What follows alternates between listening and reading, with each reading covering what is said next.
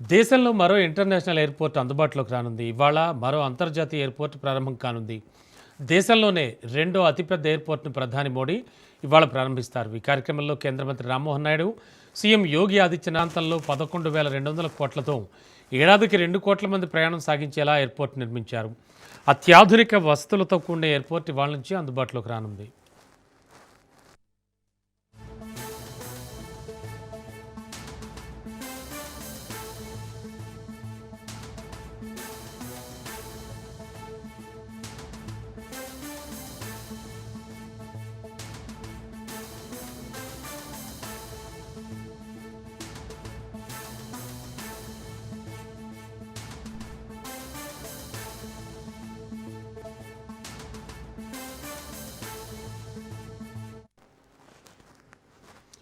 బ్రేకింగ్లో చూస్తున్నాం. దేశంలో మరో ఇంటర్నేషనల్ ఎయిర్పోర్ట్ అందుబాటులోకి రానుంది.